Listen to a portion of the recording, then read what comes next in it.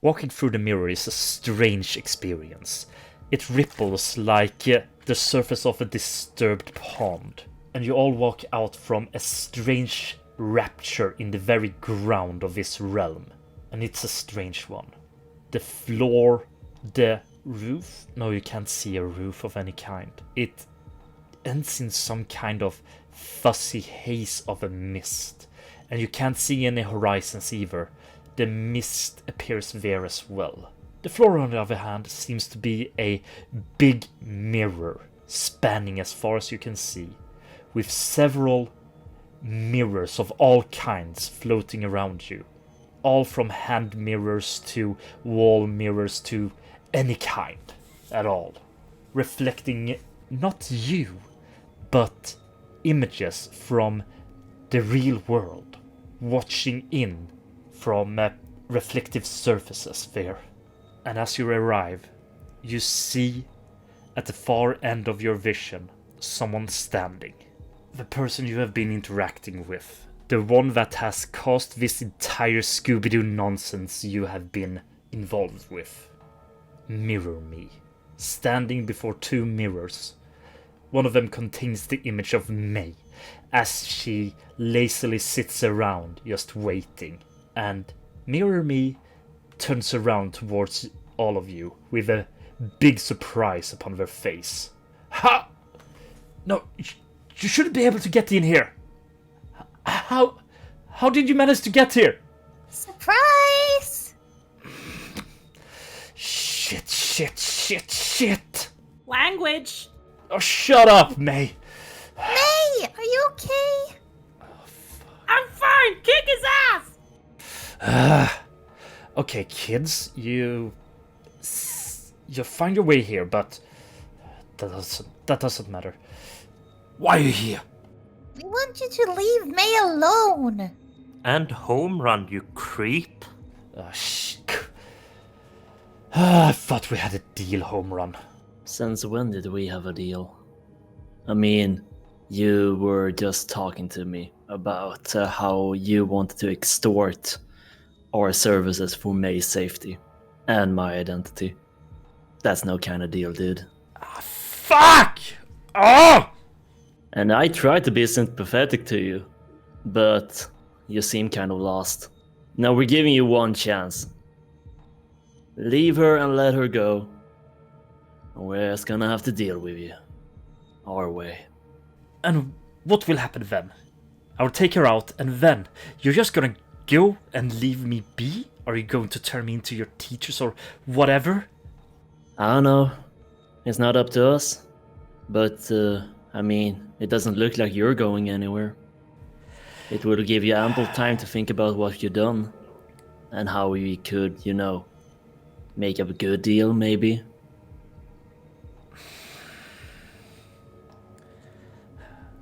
I gave you the option, and now you're leaving me with no real choice. And you see, out from themselves, copies of them starts walking out. Oh, he's multiplying.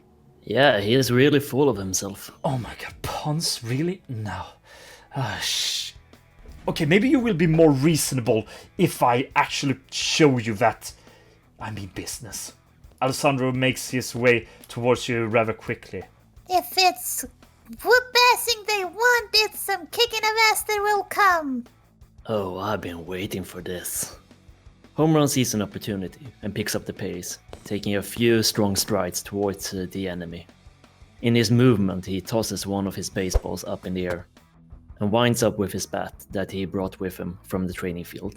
He hits the baseball, propelling it forward towards one of the clones, absolutely dunking it on its head and making it bounce backwards towards one of the mirrors, shattering it and having its pieces fly all over the now dazed foe.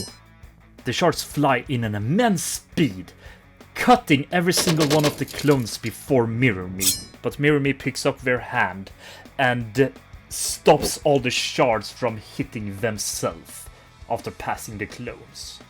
Even if the attack was stopped, it gives a perfect opportunity for Alessandro to make his way towards Mirrorme. In the true spirit of a soccer player, he He runs quickly, appearing by the mirror where May is staying, and you hear him say, "All my attacks are too big to work in this enclosed area, but I can do something at least. Spirit of the mirror, please let me take their place."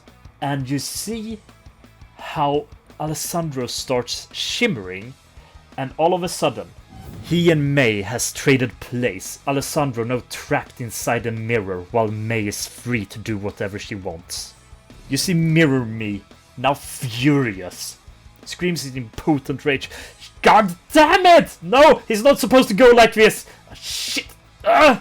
Take this!" And you see they move their hands as all of the shards from the broken mirror fly at dangerous speed towards the three of you.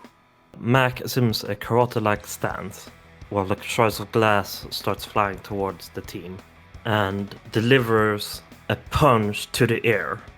But his hand moves like it moves through full molasses, and a gust of air is blasted almost like from an air cannon from his fist. The glass shards scatter, ricocheting harmlessly upon the ground, nullifying the attack that was sent towards you. "I got your back, buddy. Go kick his ass." Melora, sensing that this battle is going to be a lot more difficult than she had originally thought, makes up her mind to break one of the few things she thought she would never break. She's going to read his mind, and she's going to help her friends. Okay, maybe I need to try something else. And Mirrorme takes a few steps forth, glaring you all down with a vicious rage. And then you see their form shifting, abandoning their true appearance in favor of Melora. Ah, okay. Huh. This is strange. Oh, wait a minute. Melora, you've been lying to your friends. You haven't truly shown what power you can do. I would never lie, how dare you! And yet you told everyone you don't have magic, but I can feel it inside me right now. This form definitely can do magic. Let me show you. As Mirrorme moves their hand, one of the mirrors tilt towards Home Run. And on the other side, you see the school swimming pool before you. And with a quick flick of their fingers, the water inside the pool spurts out like a geyser, right towards Home Run. The water pushes Home Run right into the mirror beside him, crushing it, while leaving him somewhat bloodied and hurt upon the floor. Not Melora smiles brightly, just like she herself does from time to time. You have water magic. You really haven't told them everything, it seems like. Melora just looks at her in confusion. May finally snaps out of her daze and steps out from behind the mirror. "Hey, asshole!" And she aims both her hands and shoots a beam of laser straight at fake Mel's back. You hear fake Melora laugh a little bit. That's the wrong kind of weapon you should be using. And several of the mirror shard flies between you and them, bouncing all over the place, and the laser instead focus right towards Home Run. Anticipating that this could happen, Home Run got low and started to corralling some of the shards of glass amongst him. He picks them up and tosses them in the air, creating a shroud of shrapnel, of mirror shards that bounces the beam away from him. And then he hunkers down, trying to avoid wherever it's going. Mac starts moving before the laser even has left May's hand, advancing towards the fake Melora. But as he sees as the laser is not going as planned, he diverts his path towards one of the mirrors next to Home Run. Melora sees Mac rush in, and she quickly realizes what he's about to do. So she does her best to help, even though she's feeling quite dazed at the moment. They both, with not a huge amount of effort, turn the mirror to reflect the laser.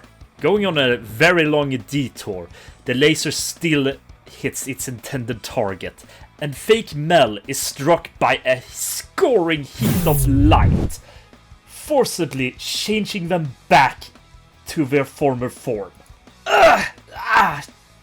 Crap! This is not good. They seem to become very insecure about the entire situation, looking around, trying to find whatever little piece of advantage they might be able to get their hands on. And in their panic, they raise their hand, and in a swift movement, one of the mirrors starts flying in terrifying speed right towards May. As Mel looks him over, she thinks deeply and walks into his head, hearing his thoughts, and she quickly turns to Mac in panic. He's gonna use the mirrors! Mac, not even glancing at Mel, goes on it, and like he expected someone to ask him to jump into action, is already on the move when she utters the phrase. He slides on the floor, the mirror surface on the floor, accentuating his powers and the gliding motion even more. With a tremendous speed, he takes a dive past Mirrorme and takes May into a bear hug, gliding with her past the mirrors. Sorry! The impact causes one of May's sandals to be thrown off her, and the mirror that was intended for her instead impacts with the sandal. But instead of bouncing off, you see it disappearing into the mirror, and inside it you do not see your reflection or anything. Instead you see a janitor's closet, somewhere else inside the school.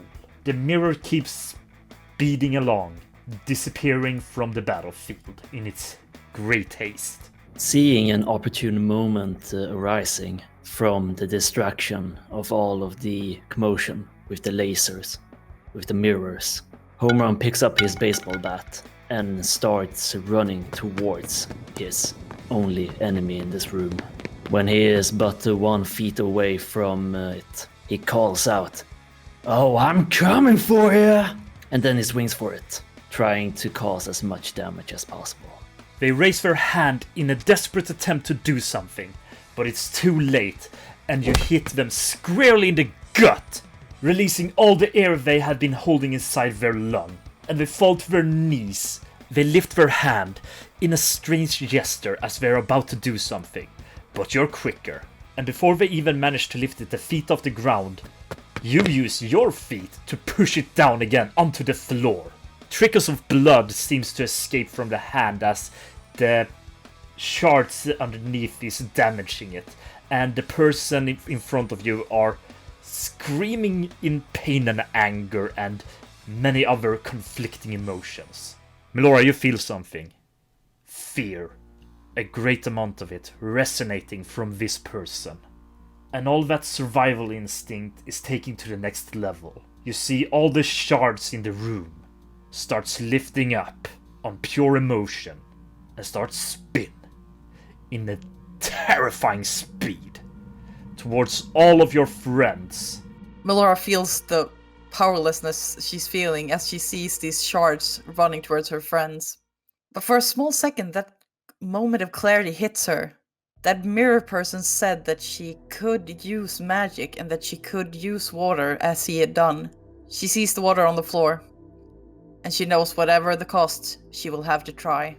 Mel focuses all her energy and looks at the water and tries to get it to rise up and surround her friends to save them from whatever harm may come their way. Melora takes a deep breath, calms herself, puts herself away from this reality and into her own. And inside of there, she finds something. She finds her home under the water, the pressure of the ocean, the roughness of the salt water on your skin, the movement of the tides, the fishes all around you. Your very soul seems to be connected with the ocean and water itself. And all of you watch in amazement as all the droplets of water residing on the ground starts to lift up and spin.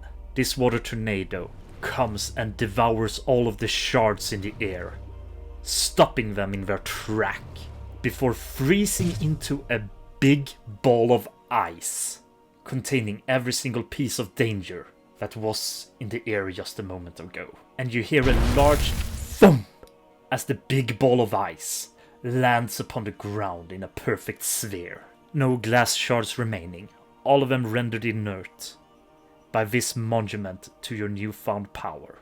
Melora falls down to her knees. Oh my god, it worked! Seeing their attack being nullified like nothing, Mirrorme starts breathing heavily, and the panic onsets even harder. I didn't want to hurt anyone like this, I didn't want to do this, but you left me no damn choice. I don't want to die yet, and you're condemning me to it. I'm so sorry. I'm sorry you have to be involved in it like this, but I can't let you take me. I can't. And you see from them 3 clones making their way out. But their shape changes quickly, and you see your upperclassmen making their way out. Maybe I can take you on my own, but these people more than could. And all of them starts moving quickly. Phoenix takes a step forth and looks Melora right into the eyes. And Melora, you're starting to feel an intrusion upon your mind, like someone is breaking it down. Mel feels that tingly feeling of someone trying to get inside her head. She realizes what Phoenix is about to do, and she focuses all she can just to try and keep him out of his head. You feel them trying to intrude upon your mind, but you focus upon it and fight it. It is hard, but you manage to do so, but at the cost of noticing what's happening around you, as Phoenix has already run up towards you, takes a hold of your arm and throws you over their shoulder right into the ground. You hit hard, and the breath escapes your lungs. Meanwhile, the Alex clone is standing before home run and is advancing at great speed. Seeing your senior rushing towards you, you freeze up for less than a second. But that's time enough for Alex to grab a hold of you and throw you in devastating speed right towards the chest of Mac. Collapsing to the floor in front of Mac. Home Run looks up at the situation. He picks himself up quickly, getting ready to rush for it again. He looks back at Mac, and with a frown under his mask and anger in his voice, he yells at him. Come on, dude, stop standing there! Get them! Your conversation is cut short as Val flies over you, landing right beside May, her hands extending towards her. And you see all of them opening up with various kinds of gadgets and weaponry ready to fire against you. And you see your life passing before your eyes. Ah! May shouts and, in a pure moment of panic, releases all the stored UV lights that she has in her body, blasting laser beams from every surface of her skin. Mac is about to turn around to May to say something, and then lets out the, "Oh, you gotta be kidding me." This sudden display of power shoots out. No one is ready to react in time, each one of you preoccupied in your own battles, as you're hit by this wave of photon energy. All the glass copies disintegrate under the power. The rest of you experience a heavy burn of pure laser radiating over your skin. May kind of stumbles and covers her face in her hands. Shit, I'm sorry. This onslaught has been heavy on you, but the fact that you're still in battle quickly returns to your minds, and all of you look towards the enemy. Mirrorme standing in the middle of this field. However, something's off. They no longer have any energy in them. All of it seems to have rushed away. Heavy burns covering their body. A shortness of breath. They seem to hardly be able to move anymore. Their panic is still there, but more simmering, low-key. Fight reflexes has turned into pure flight, but no power to actually move presents itself. And they look towards all of you. Shit. I can't beat you. And then they look towards one of the mirrors. But maybe the strongest student in this school can. and all of you look into the mirror as they do, and you see Stella washing their hand by one of the bathrooms. And Mirrorme smiles. They look down towards the shard inside their chest. It no longer holds any light, drained of whatever power it held. I never actually thought I needed to use this. I hereby sacrifice my ability to leave this realm by my own choice. And as they speak, you feel the room vibrate in power. The dull shard sparks with energy, just a tiny bit. Mirrorme smiles. One last transformation for the win. And their form starts to change, splinter, and before your eyes, they stand no longer, but instead, Stella stands in the place they once stood. Hi everyone! So, what's happening? Mac takes a deep breath, tells the home run, yeah, I'll do something. He walks towards the ball of ice, puts his hand together in preparing stance to lift the ball of ice. He lifts it and smacks down the ball of ice right onto the new Stella. It hits with a tremendous force, and you hear a squishing sound as Stella is smashed by this thing. Pools of blood or some kind of red liquid seeps away from under it.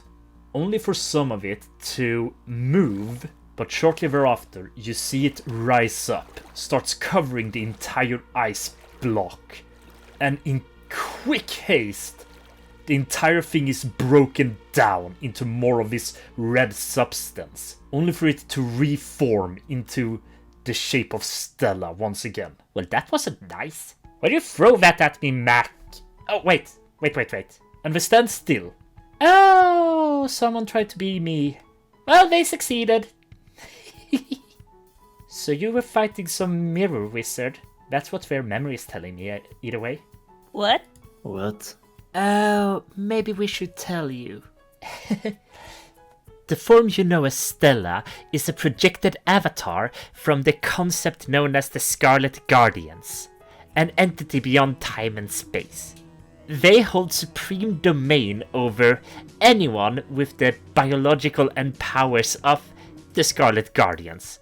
So, whenever something tries to be the Scarlet Guardians, they become the Scarlet Guardians under their domain. Wait, did he die? No, they stopped existing. That is what's colloquially known as Death Stella. No. That's worse! Yes, but we can return them. Well, you don't have to be hasty about that. Yeah, they seem to be a really bad prick. Well, I'm gonna return them just as they were before they tried to turn into us. They were just a second or so from being passed out anyway, so returning them shouldn't be any problem for you. Do any of you have handcuffs? May looks at Mac. Well, they will be knocked out anyway, so no problem. I will return them now. Have a good day, everyone! And you see Stella's form disintegrating and change once again back to the person you've been fighting all this time. But now, no longer awake, no longer threatening, just falling to the ground unconscious, unmoving. But still, the slightest tinge of a breath still escapes them, and home run you hear their heart beating inside their body. And shortly thereafter, Alessandro steps out from the mirror they were in. Well, the mirror spirits are no longer under their control, so I could ask them for assistance to get out again. Sorry if I wasn't as useful as I might otherwise have been. Are you all okay? Yeah, guys, are you okay? Home run eases up a bit, knocks off a few splinters of glass off his shoulder. Yeah, I'm good. No worries. Melora looks a bit taken back, but still manages to ease away a small smile towards her friends. Uh-huh. I'm good. Alessandro looks to all of you, and you get the feeling that he doesn't really believe you are fine, but decides not to press the issue. It seems to be too fresh in you to talk about right now. Alessandro makes his way towards Mirrorme, and he pulls out some zip ties and zips Mirrorme's hands behind their back. Always carry some with you. I think we should leave this place. Yeah, I agree. Uh-huh. Yeah, how did you even get here? So, technically, we got help from Alicia. Oh, Alicia, that's nice. Uh-huh. I think we can have this discussion later. I don't think this place is good to stay in. I don't really feel comfortable being here any longer. Let's get back and we can talk it out when we are outside. Yeah, I agree. And Alessandro tries to take Mirrorme in their arms and is having somewhat of a problem lifting this person. May is already on her way to help him. Oh, for God's sakes. Mac lifts they up like they're a sack of potatoes and start walking towards the portal.